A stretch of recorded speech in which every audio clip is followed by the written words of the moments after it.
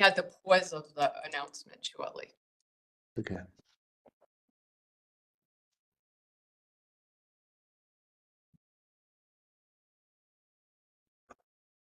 Excellent. Good morning, everyone, and welcome to the February 4th, 2025 meeting of the Institutional Risk and Compliance Committee of the University of Rhode Island Board of Trustees. The meeting is being held in person with committee members participating remotely. At this time, Board Secretary Michelle Carreri will conduct a roll call attendance to determine if a quorum is present. Please clearly respond present via WebEx or present in person when your name is called. Robbie Luna, Present via WebEx. Lenz, Present via WebEx. Victor Formicola, Present via WebEx. David Materano, Present via WebEx. Goyal, Present via WebEx. Caprio, Michael Gray, Mark Pellon. Present via WebEx. We also have as guests joining Vice Chair Armin Sabatoni. We have a quorum. Excellent. And you stated Margot will be joining 10 minutes after the meeting starts. Excellent. All right, we have a quorum. Reminder to all members, for the benefit of our audience and the note taker, please clearly identify yourself whenever you comment, make a motion, or second to a motion. Participants using WebEx are required to keep their cameras on as remote members, and all persons present at the meeting location must be clearly audible and visible to each other.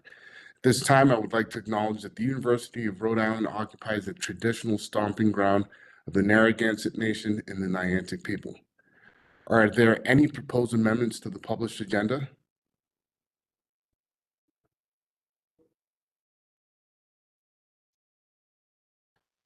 For there being no proposed adjustments to the agenda, I'll announce that the first order of business is approval of the minutes.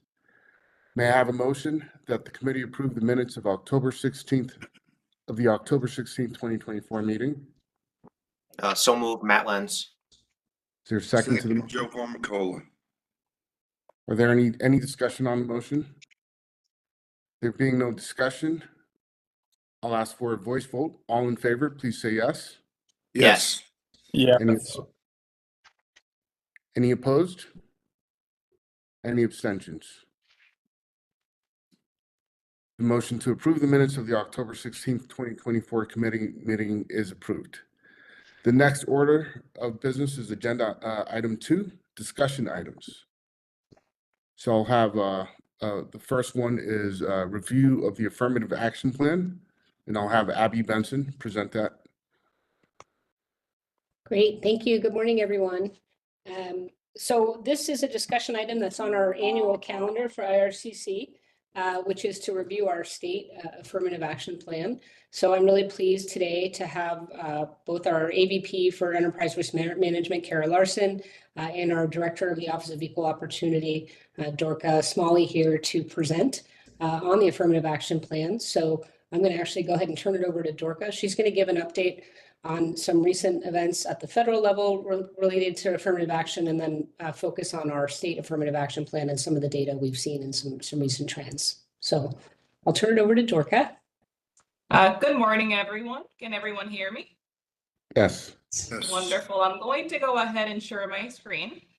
And while I do that, I'd like to thank Abby Benson and my supervisor, Kara Larson, for inviting me to join you today to share an update regarding the affirmative action plan. Bear with me for a moment. Fantastic.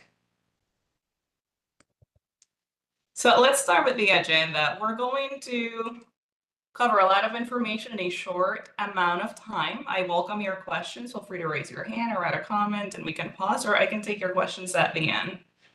On the agenda today, as VP Benson mentioned, we are reviewing the state affirmative action plan. Starting with Executive Order 11246. If you haven't followed the news, you might be aware of the revocation of that order, and we want to share what that means for us here at URI. So the second item on the agenda is the state affirmative action plan, followed by the standards for the collection of demographic data, as well as the fiscal year 23, fiscal year 24 affirmative action plan highlights. I joined you last year to share some information regarding faculty and staff representation in the workforce. We're going to be giving you the same snapshot today. We're also going to explore the representation in applicants versus new hires, and introduce you to underutilization at URI, and discuss some of the trends that we have observed from fiscal year 22, the last plan, where we reported workforce data, to fiscal year 23. And at the end, we will introduce you to some of the goals we established for ourselves and the status of those goals. So let's move on. So regarding Executive Order 11246, it has been revoked effective January 22nd, 2025. Executive Order 11246 was first put in place in 1965, requiring federal contractors to take affirmative action to ensure equality of employment opportunity without regard to race, religion, and national origin. Per Executive Order 11246, an affirmative action program consists of positive steps taken by an employer, such as the University of Rhode Island, which contribute toward equal opportunities in employment for all, and greater employment opportunities for minorities, females, the elderly, and the disabled. They actually use this language. Due to the revocation of Executive Order 11246, the Office of Federal Contract Compliance Programs, which is also known as OFCCP, has been instructed to immediately cease promoting diversity, holding federal contractors and subcontractors responsible for taking affirmative action, allowing or encouraging federal contractors to engage in workforce balancing based on race, ethnicity, color, sex, sexual preference, religion, or national origin.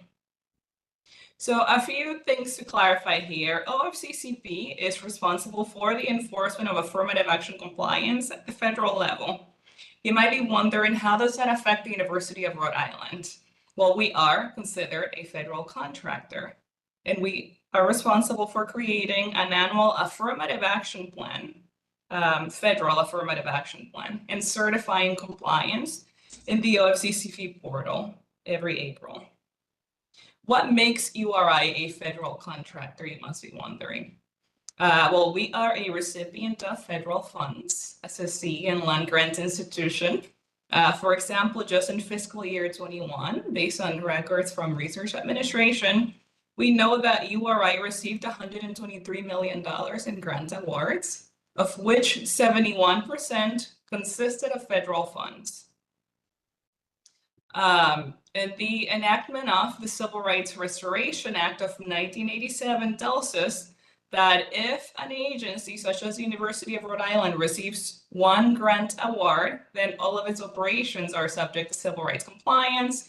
And that includes affirmative action compliance and compliance with the order that was revoked on the last month. And that was Executive Order 11246.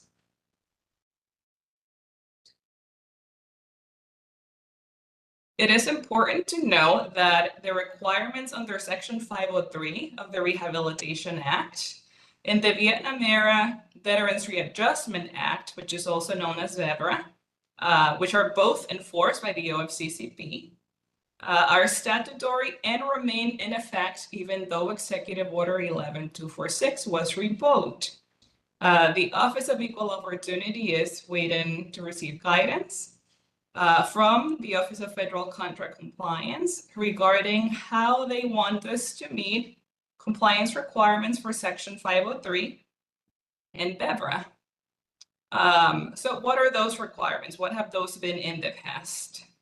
Before the revocation of Executive Order 11246, The university was responsible for taking affirmative action to promote equal opportunity by posting vacancies and engaging a pool of disabled and veteran applicants, not using their protected status as a basis for employment decisions, because that would be a violation of Title VII, and reporting to the OSCCP the number of individuals engaged as applicants, as well as those hired, promoted, and terminated.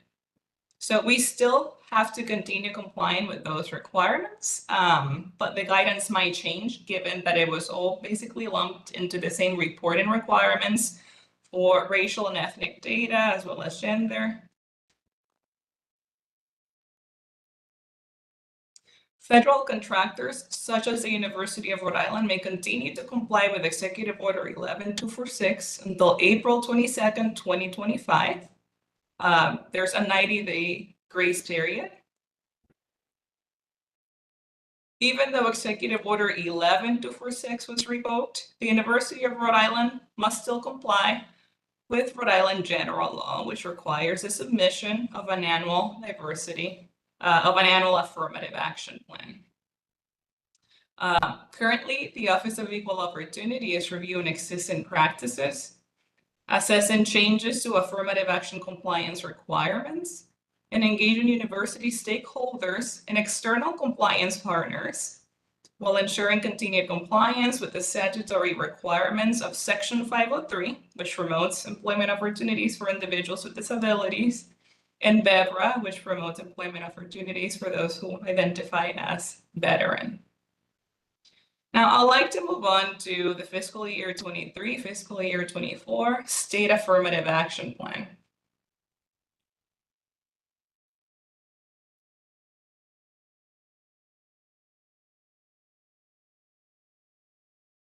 So as we mentioned earlier, the Office of Equal Opportunity completed the fiscal year 23, fiscal year 24 State Affirmative Action Plan. And some of this information might be familiar to you given the presentation we did last year.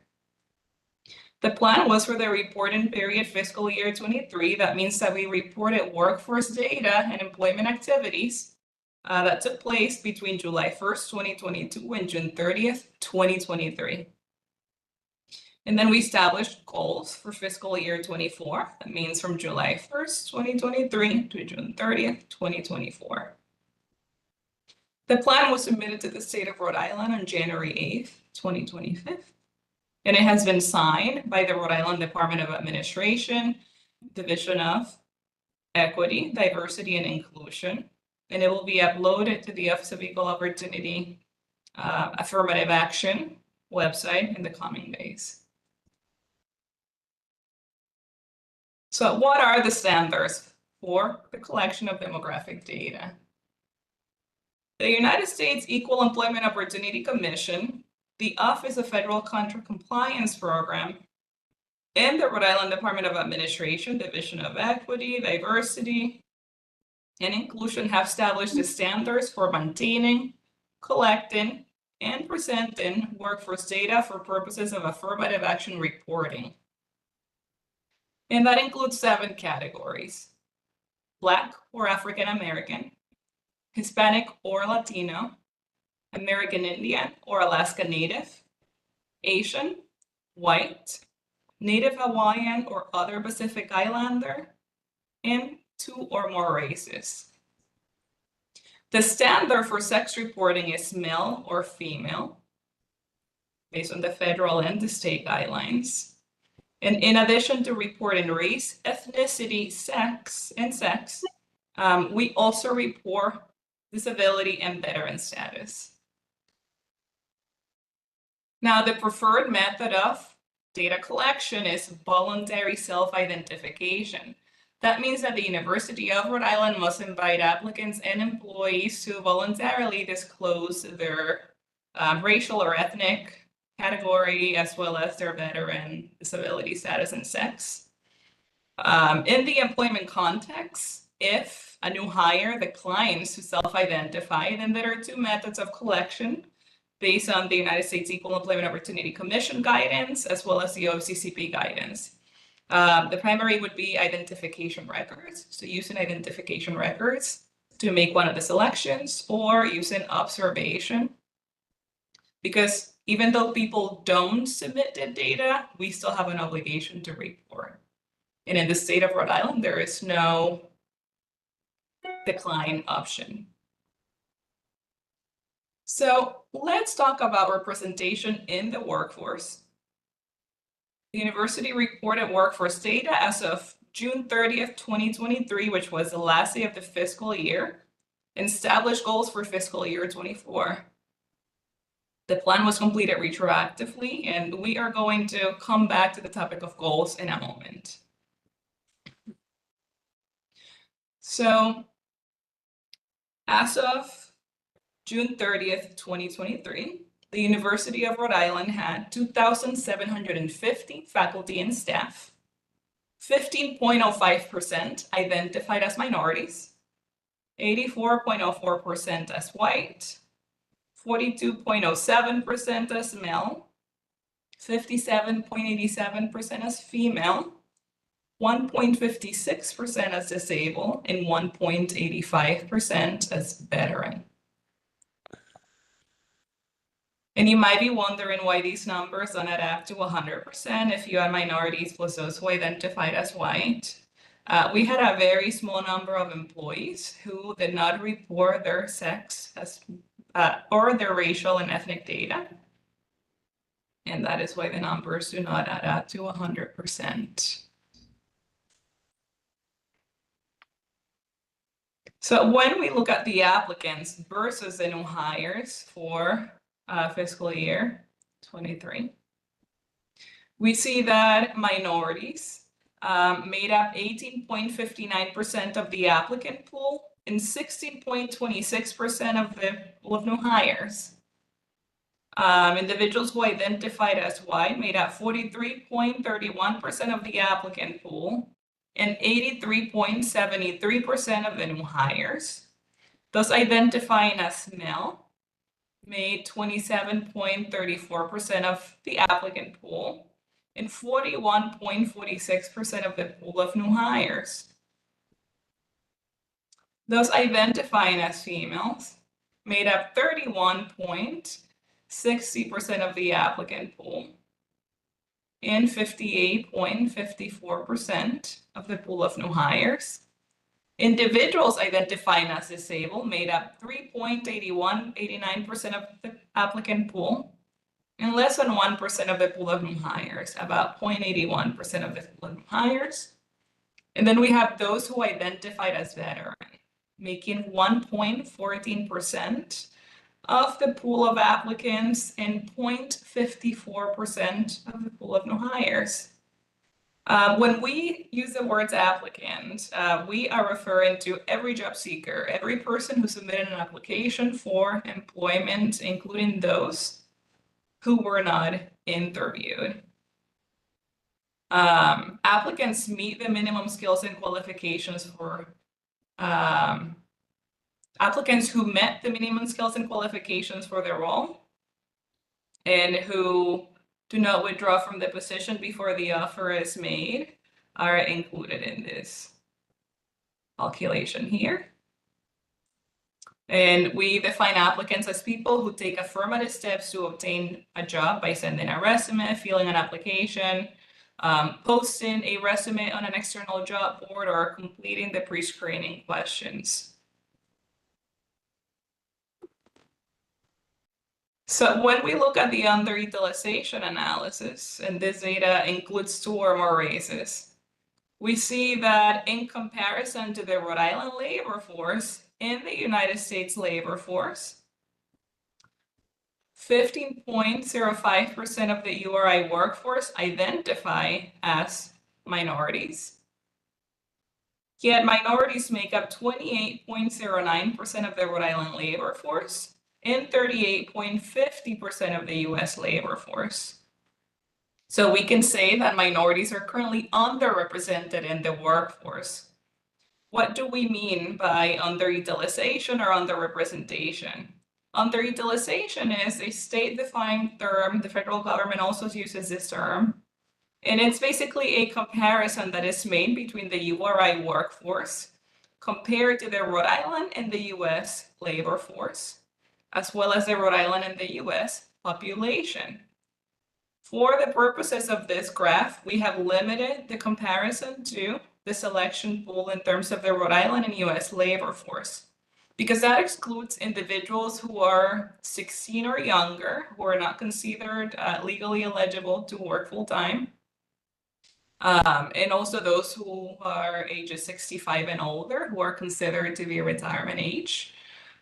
So it tends, the labor force in comparison to the population tends to be a better representation of the availability pool where we can recruit from.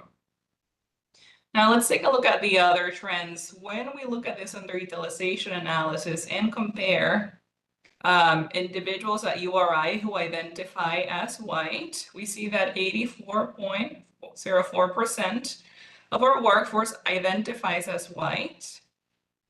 Yet individuals who are white make up 71.91% of the Rhode Island labor force and 61.50% of the United States labor force. So that tells us that individuals who identify as white are not underutilized. In fact, they are overrepresented in our workforce. When we look at individuals who identify as male, we see that 42.07% of our workforce identified as male as of the date of this report. Yet males make up 68.70% of the Rhode Island workforce or labor force and 65.50% of the US labor force. So this tells us that individuals who identify as white, who work at URI, are currently underrepresented, as are minorities.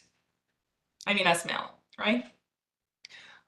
When we look at female representation in the workforce, females make up 57.87% of the URI workforce, compared to only 33.16% of the Rhode Island labor force and 29.87% of the US labor force. Females are overrepresented in our workforce. When comparing individuals who identified as disabled, currently 1.56% of our workforce identifies as disabled, yet 12.43% of the Rhode Island labor force and 12.83% of the US labor force identify as disabled. So this tells us that we have room for growth here. And those identifying as disabled are also underrepresented. And the same can be said for veterans. 1.85% of our workforce identified as veterans, compared to 4.30% in the Rhode Island labor force and 4.83% in the United States labor force. So those identifying as male, disabled, and veteran are underrepresented, as well as those identifying as minorities.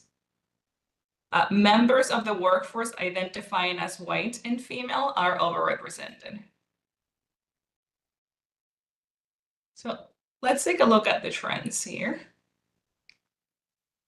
When comparing the applicants in fiscal year 22 versus fiscal year 23, we see that 7,511 job seekers applied for positions of employment at URI in fiscal year 23. And there was an increase in the number of applicants engaged in fiscal year 23, and that was 8,047 applicants.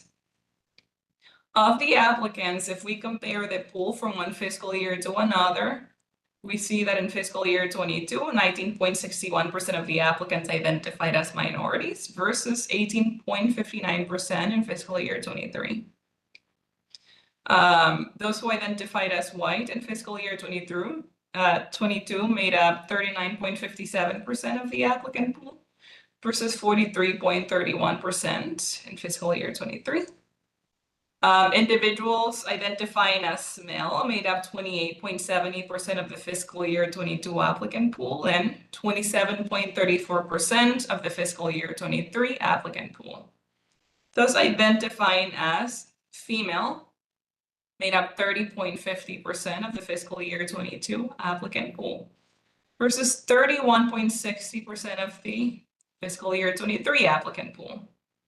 Those identifying as disabled made up 3.50% of the fiscal year 22 applicant pool compared to 3.89% of the fiscal year 23 applicant pool.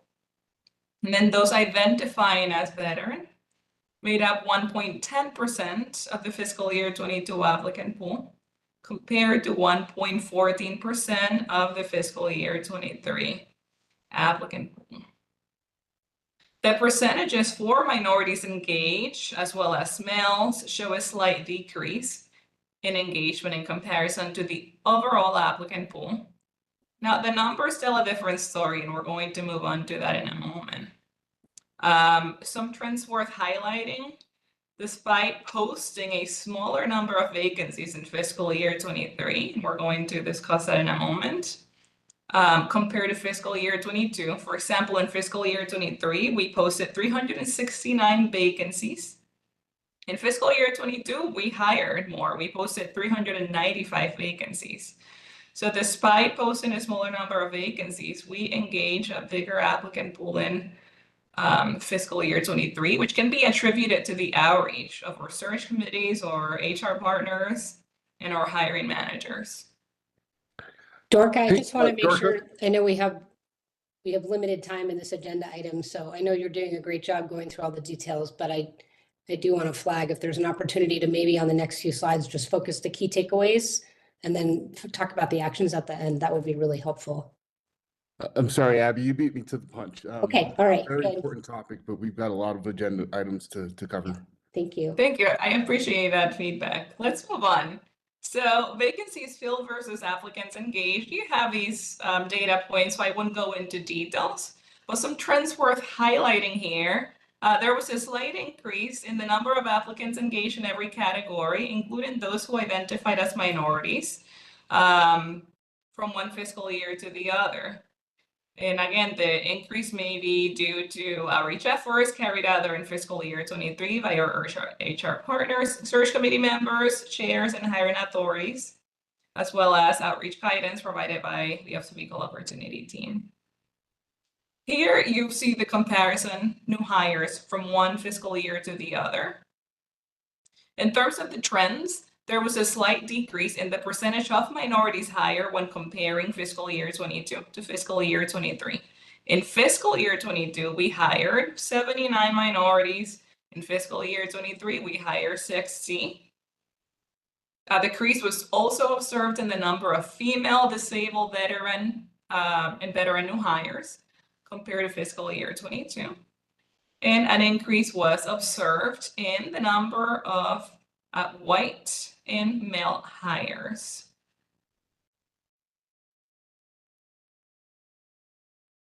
So when we compare the workforce composition from one year to the other, we can see that despite turnover rates caused to determinations, there were no significant changes observed in the representation in the workforce. What is a termination? A termination is a voluntary separation. That means individuals who retired, who resign, and it also includes those who were terminated due to failing to complete the essential duties of their jobs. We see a slight decrease in representation in the percentage of minorities employed, as well as those identifying as white, as male, and as veteran. The percentage of disabled employees remained the same. However, 41 out of 2,634 employees identified as disabled in fiscal year 22, which equals 1.56%, versus in fiscal year 23, 43 out of 2,750 employees identified as disabled. So there was a slight increase to individuals who were disabled were hired. There was an increase observed in the number of employees identifying as female. Dorka, terms can we of- move on to the action slide? That would really be just to Absolutely. summarize the actions would be helpful. Thank you. Sure. So in terms of the current actions, we have instituted a new policy on employee recruitment, selection, and hiring, which became effective on July 1st. We have introduced a new civil rights compliance toolkit for employee recruitment, selection, and hiring. We have continued to administer the policy on non-discrimination, and we are promoting reporting transparency by reporting the number of complaints filed with our office and at the university each year. We also partner with our colleagues in the Office of Human Resource Administration and coordinated and managed a project that led to the introduction of training for search committees and hiring authorities. That includes 2 modules, one on civil rights compliance and anti-discrimination, and the other on talent acquisition. We have continued to offer the mandatory preventing sexual harassment, preventing sexual violence together training for new hires, and have updated the new affirmative action compliance website and have continued to identify language access resources. And that covers everything. I'm not sure if you're going to have any questions or if there's time, but if you have any, you can contact my supervisor, Kara Larson, Abby Benson, or you can reach out to myself. Thank you, Dorka. I believe Michelle Gray also joined, so thank you for joining. Welcome.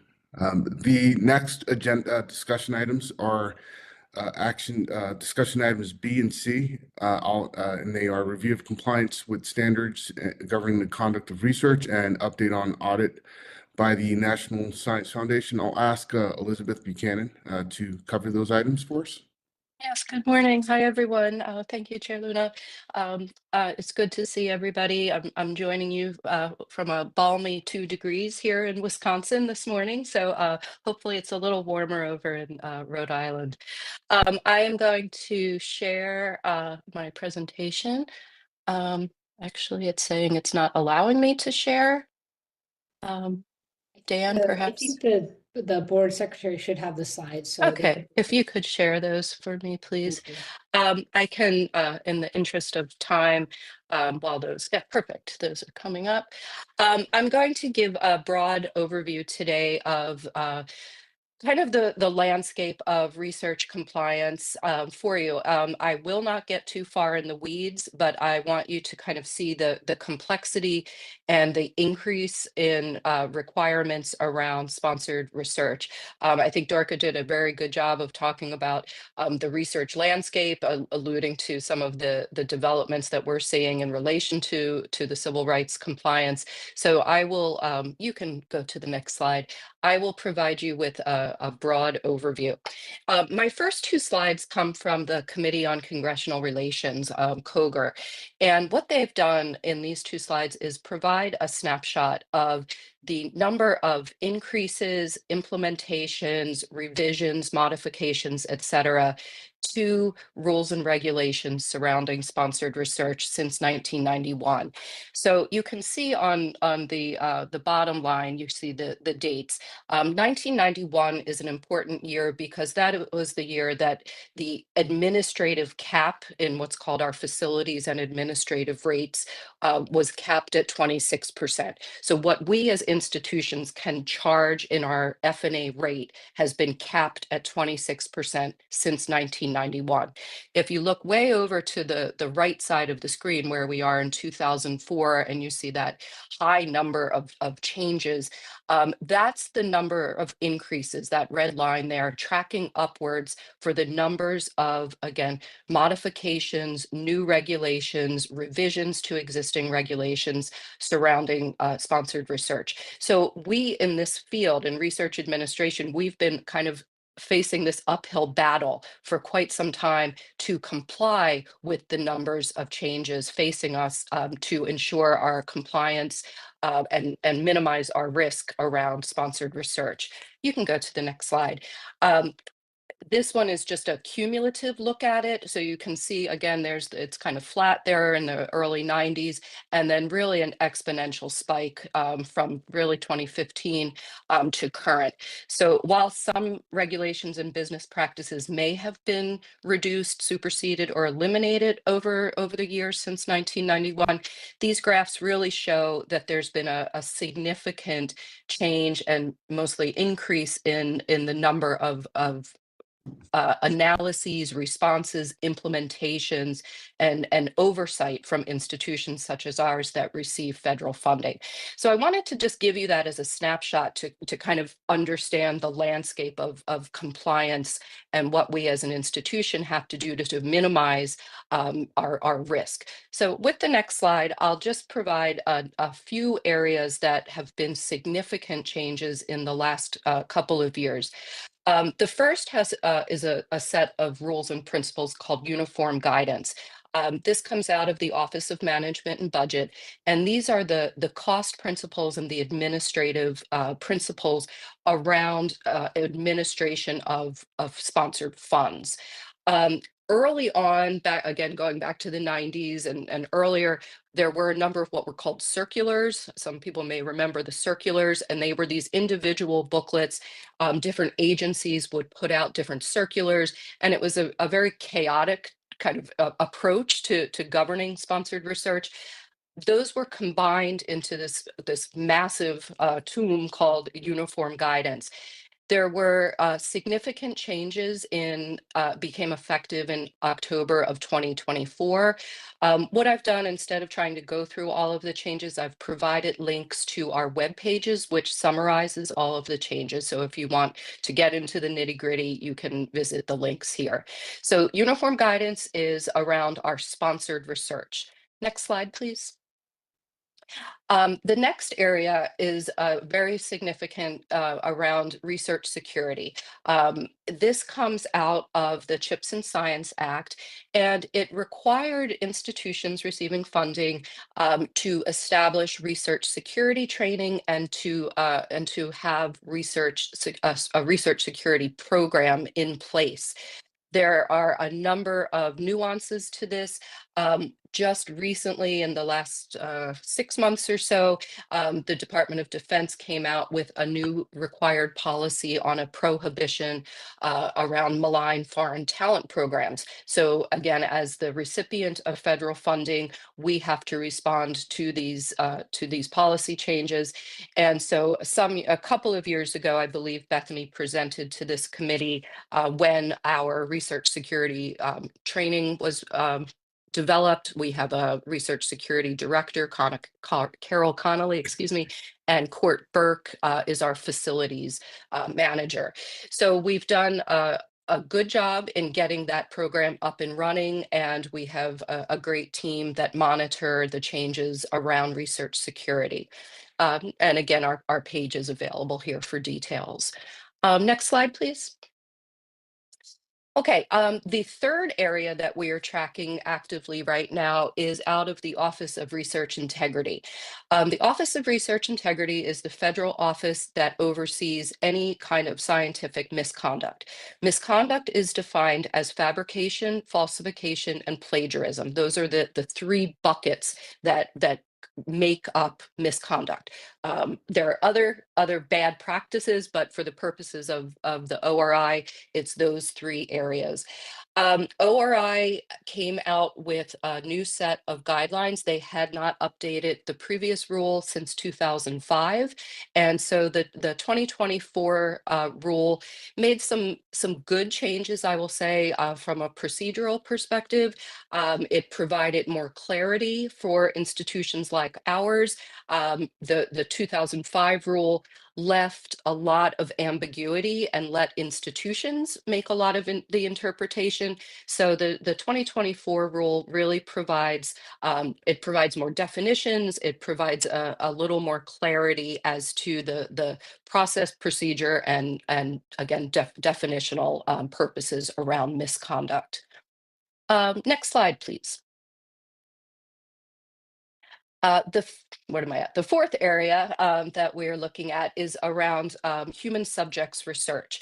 So we at URI, we have a very active portfolio of human subjects research, and we operate under two systems right now. We operate under what's called the Common Rule, and that is a number of federal agencies that have signed on to 45 CFR 46, which is the human subjects protections. The FDA, on the other hand, has a different set of rules around human subjects protections. And up till now, the Common Rule and the FDA rule overlapped to some degree, but had some significant differences. And that really makes it very difficult for investigators who are doing FDA regulated research, think mostly medical devices, et cetera, versus the non-FDA regulated. So FDA has finally come out and started the process of what's called harmonizing with the Common Rule. This will be good for us. Right now, we have a small FDA portfolio, mostly non-significant risk devices. But should we as an institution decide to move forward with more medical research, again, if we do end up with a med school at some day, then this will be significant for us to have that harmonization in place. I think we can go to the next slide. I'd like to call attention to the False Claims Act. Dorka noted this in her presentation as well, that we as an institution receiving federal funds have to certify to a number of all of the compliance related obligations and responsibilities. Every time we send a proposal out the door, we are certifying that we have a research security program in place, that we have audit principles in place, et cetera, et cetera. The False Claims Act was really set up to avoid charges against the government for wrong purposes. That's a terrible way of summarizing it, but basically, we can read this line. The FCA imposes liability for knowingly making false claims for payment to the federal government, with knowingly defined to include not only actual knowledge, but also deliberate ignorance and reckless disregard. Now, why is this important for us in research? Because we certify every time a proposal goes out the door, every time an award comes in the door, we are certifying. What has been happening in the last few years is that institutions of higher education have been the subject of false claims investigations. The Department of Justice has been looking at institutional certifications and compliance, and two notable examples just recently came out of Stanford and Penn State, where both institutions were charged with violating the False Claims Act. Now, I bring this up not as a scare, not to be scary, but it is something very significant for us to look at, particularly in the current landscape. If the executive orders, for example, go forward around, that we will cease all diversity, equity, and inclusion operations, but somehow one of our grants still has an element of it, that could potentially, I don't think it could, or I don't think it would, but it could open us up to a False Claims Act. So Bethany has asked our OGC to look more carefully at the False Claims Act, just so that we can be really, really aware of the nuances of the act. Again, we've looked at these couple of cases out of Penn and out of Stanford, just to see what exactly is happening. The case with Stanford, for example, had to do with failure to disclose foreign influence and foreign participation in talent programs. Penn had to do with assuring cybersecurity standards. So again, this is not just a research related concern, but it really is something for us as institutional risk to be paying close attention to. Everything that we certify, that we are up to date and compliant. And the next one, I would like to call attention. This is the Rhode Island Access to Public Records Act. All of those others are federal. And I wanted to just provide you with a brief update of the APRA requests, only because we in research, we're a very small, lean team with limited resources, as are most of our units here at URI. But the process for when we do receive research related requests, it's really a burden on our system. We have what are called certified APRA responders across the university. We have 2 in research.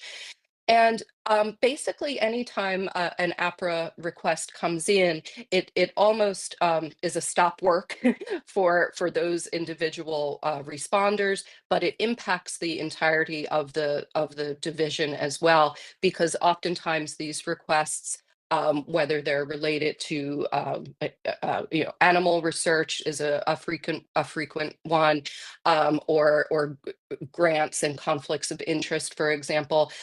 It requires us to really review the entirety of the request. So if somebody requests records going back to 2015 and we are still in possession of records from 2015, then we have to review all of those records to see if they meet the requirements for release to APRA.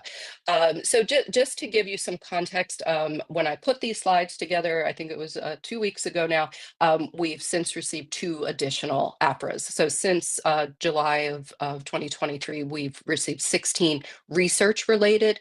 That is not the entirety of the university. Other areas of the university also receive APRAs. So I just flagged this for the committee's awareness that this is something that happens frequently. URI, we have a dedicated webpage for it, and we have been watching the local news.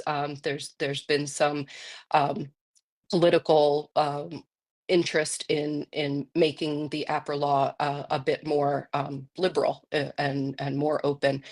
We have I think it's a fair process what exists. So we'll be watching to see how it plays out. And I think the next slide is simply to acknowledge the many people that keep all of these operations going. I won't name them all, and I apologize if I've missed anybody, but thank you to my colleagues who just keep the days going and work tirelessly to ensure that we are compliant and doing good business. So thank you to that. I'll pause for questions. Elizabeth, before you continue, I wanted to welcome Margot Cook. Thanks for joining. Pleasure to have you. And I did want to go on record and correct. It was Mike Gray who joined, not Michelle Gray. So sorry about that. We do. I think we've got less than 45 minutes to cover 5 more items. So I'll ask that we make good use of our time and move swiftly through the remaining items, please. Okay, I can give a very quick report on the National Science Foundation audit. We have finally received the final report. I would like to thank Angela Miller, Carrie Budnick, Sarah Clabby, and the team who worked on the audit. We have successfully responded to the findings from the initial $627,000 in question costs, and as a result of the resolution efforts, NSF determined that we had $149,000 in federal costs and $268,000 in cost shares that were sustained. Of interest, and this committee was briefed on this audit in April of 2023. We have reached out to Brown to discuss the issue of payment that they of $115,000 of their indirect costs that were inappropriately applied. So we are in the process of meeting with Brown to see what the payment reimbursement will look like, as we've never been in possession of that $115,000. And so we have made the argument to them that the right outcome is for them to repay us. We noted that NSF rejected their claim And so we're saying that we believe that payment is due. Thank you. Thank you. We have two more discussion items. It's the update on from Clifton Larson LLP and NCAA agreed upon procedures and civil audit, and the annual review of the Institutional Risk and Compliance Committee. Abby, I'll have you cover both. Yeah, great. And I think we can get through these quickly. I am thankful to have Mike Johns here from our external auditors, CLA. I know this committee has heard from Mike Johns a few times on our financial statement audit, but there are also two other audits that they perform for us annually. They're not full audits, but Mike will explain that.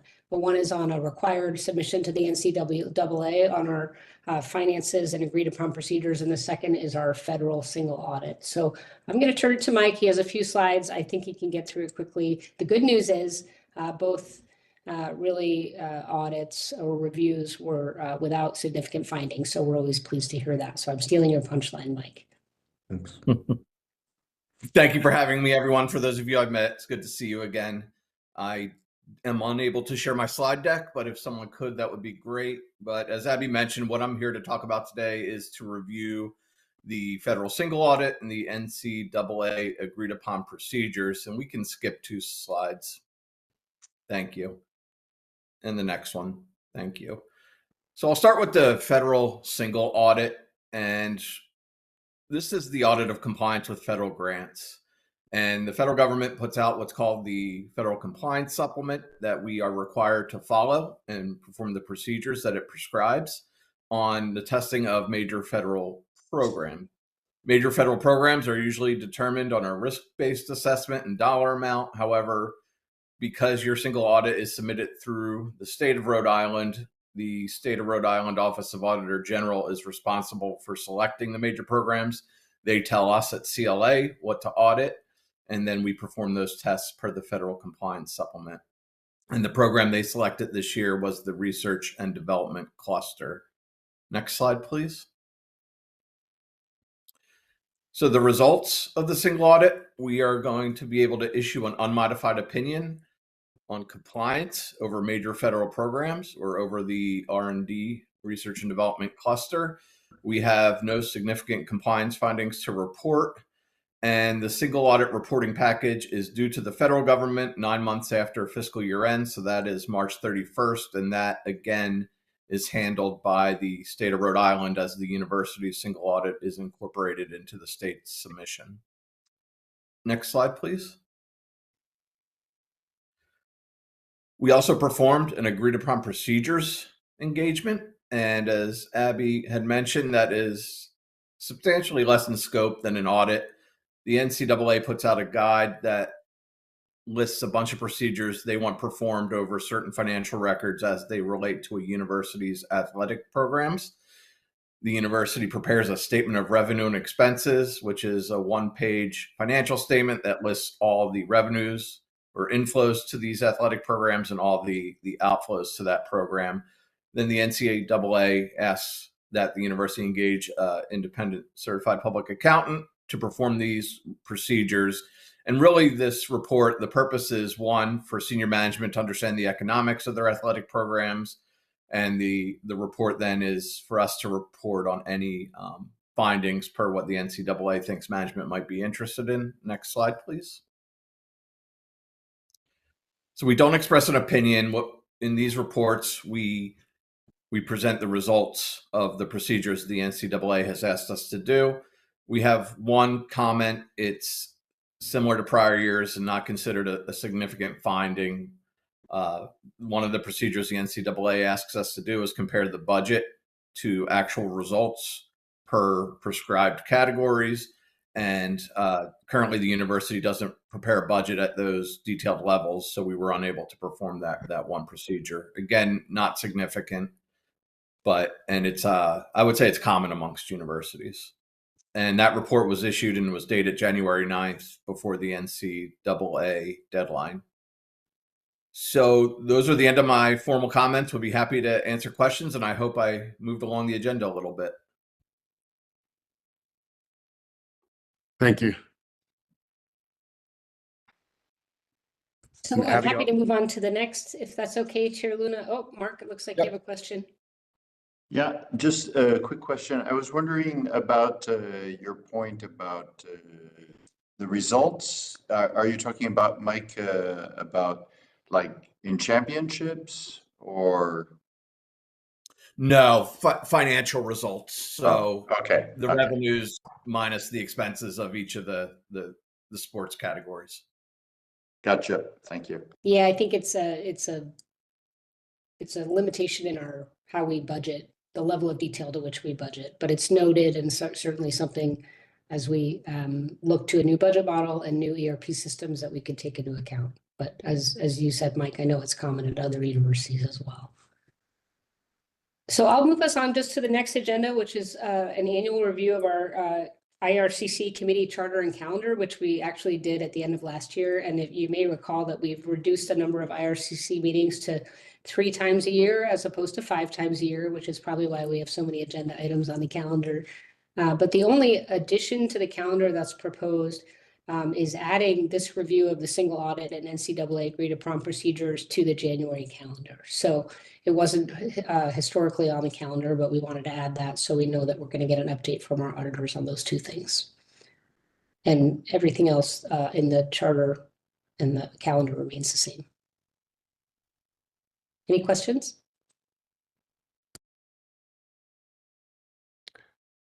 Thank you, Abby. The next order of business is agenda item 3, which is to go into executive session to discuss 2 executive session items. The first one being the discussion regarding the university risk register, and the second being discussing RIGL 42465A7 as it relates to the question of investment of public funds. So may I have a motion that the committee convene into executive session pursuant to RIGL 42465A2 as it relates to potential litigation, RIGL 42465A3 as it relates to the matter of security, and RIGL 42465A7 as it relates to the question of the investment of public funds, where the premature disclosure would adversely affect the public interest, specifically the discussion regarding the university risk register and RIGL 42465A7 as it relates to the question of the investment of public funds where the premature disclosure would adversely affect the public interest, specifically update on series 2018A and 2018B bonds audit. David Monterano, so moved. Is there a Matt Lenz, second? seconded. Any discussion on the motion? There being no discussion, I'll ask for a voice vote. All in favor, please say yes. Yes. Yes. Yes. Any opposed? Any abstentions? The motion is approved. The committee will now convene into executive session for the reasons specified. It is anticipated that the executive session will last approximately 30 minutes, after which the committee will reconvene in open session. The live stream will be paused during the executive session and will resume once the executive session is ended and the committee reconvenes into open session. For all those participating via WebEx, please confirm by saying yes that no other person is present and are able to hear the discussion at the remote location. Yes. If you do not, Yes. excellent. Yes. If you do not automatically move into the breakout session, join the session when prompted on your computer screen by clicking on the Join Now button. Attendees not participating in the executive session will be moved to a waiting room. May I have a motion that the committee convene? I'm sorry, apologies. Let's go into executive session.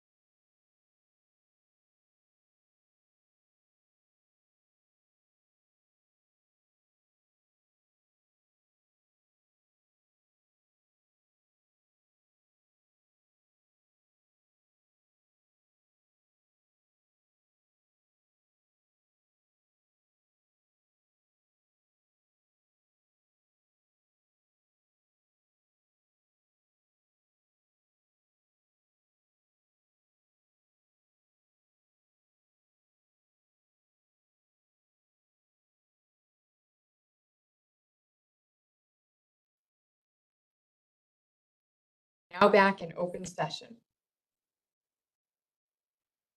We're back in open session. You're all automatically muted. All right, the committee is now convened in open session. The first order of business in open session is a motion to seal the executive session minutes. May I have a motion that the minutes of the committee's executive session be sealed? David Morale. So move. I'll second it, Matt Lenz. Any discussion on the motion? There being no discussion, I'll ask for a voice vote. All in favor, please say yes. Yes. Yeah. Any opposed? Any abstentions? The motion is approved. The next order of business is agenda item 4, and that's to adjourn. May I have a motion to adjourn? David Morale. Move. Is there a second? Joe Formicola, second. I'll ask for a voice vote. All in favor, please say yes. Yes. Yes. Any opposed? Any abstentions? The motion is to adjourn is approved. The next meeting of the Institutional Risk and Compliance Committee is scheduled for June 18th, 2025. Thank you.